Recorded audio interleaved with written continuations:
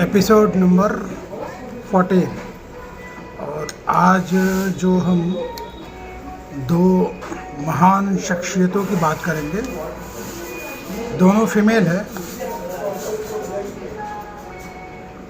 और बहुत ही नोटेबल अचीवमेंट्स हैं। Both are noted author and ये नहीं बता सकते कि कौन ज़्यादा सक्सेसफुल था या कौन ज़्यादा सक्सेसफुल नहीं था, क्योंकि दोनों सक्सेसफुल थे। लेकिन दोनों का जो रिकग्निशन है, जो शख्सियत है, जो शोहरत है, उसका एक पैमाना था। एक को ग्लोबल रिकग्निशन मिली और एक को उतने ग्लोबल रिकग्निशन नहीं मिली। महाश्वेता देवी एंड महादेवी वर्मा, दोनों का लगभग एक ही एरा रहा।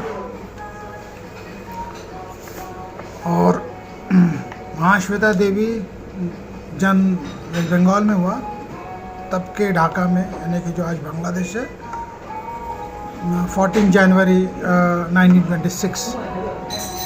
And Mahadevi Verma, she was born on 26 March 1907।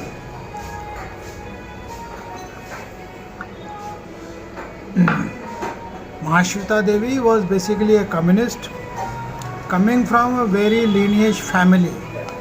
उनके खुद के जो रिलेटिव्स हैं वो ऋत्विक घटक, जो one of the well known film maker, जो आर्ट फिल्म के दौरान का अगर मैं बात करूँ तो आर्ट फिल्म्स के दौर का बात करूँ तो महाश्वेता देवी की नोटेबल रचनाएं बहुत सारी हैं, लेकिन जो जिससे उन्हें बहुत ज़्यादा ख्याति मिली, 1084 की माँ, जिस पे फिल्म भी बन चुकी है, रुदाली और अरण्य अधिकार।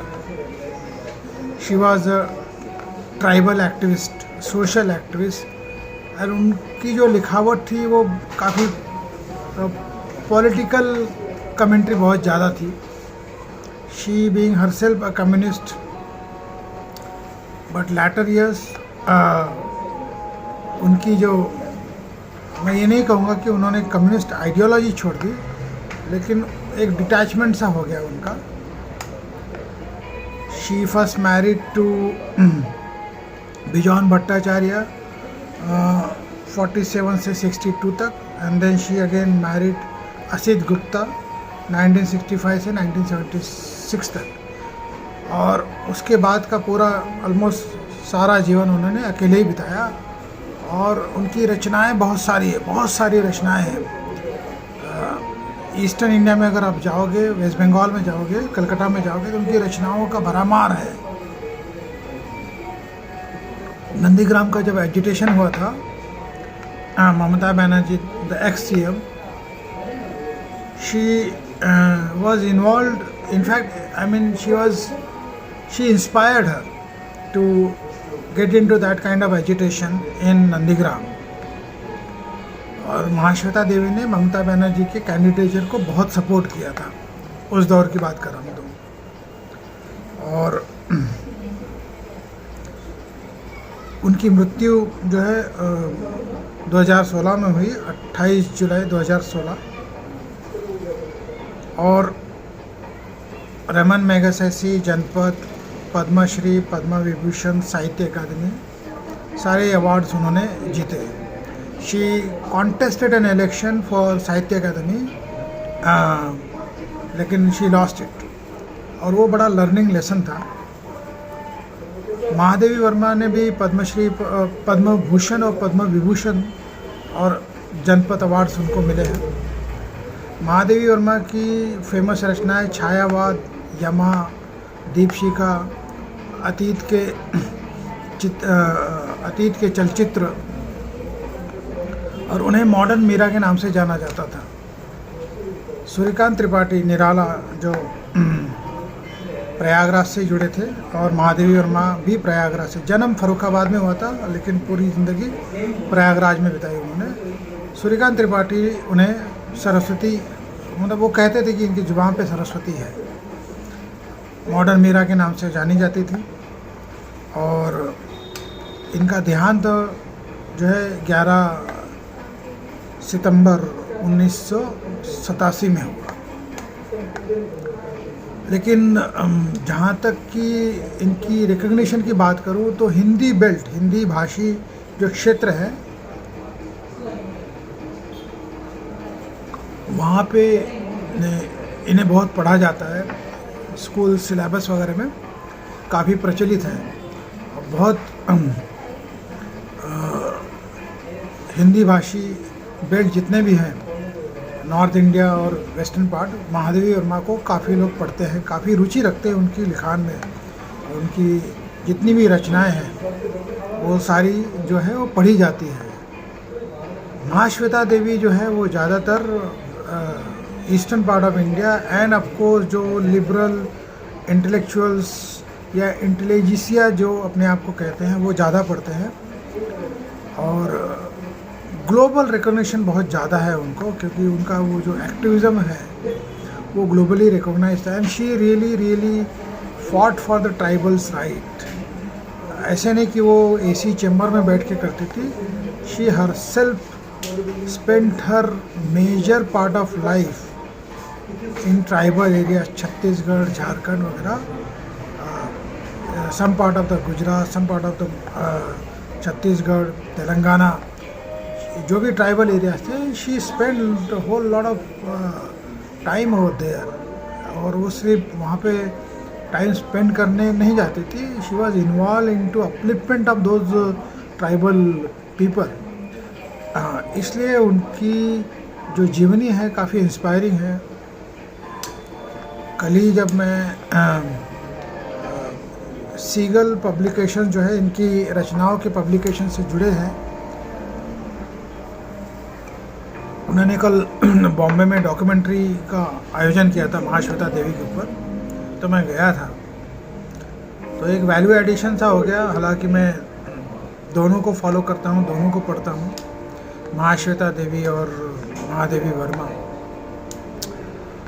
मैं थोड़ा सा बायस रहूँगा मेरी पर्सनल चॉइस को लेकर, ऑब्वियस है, क्योंकि मैं खुद जो है अपने आप को ये शर्म नहीं होती मुझे कहने में कि मैं हिंदी से मुझे प्रेम है। तो मेरा एक लगाव और रुझान ज़रूर महादेवी वर्मा के लिखान से था, है और रहेगा।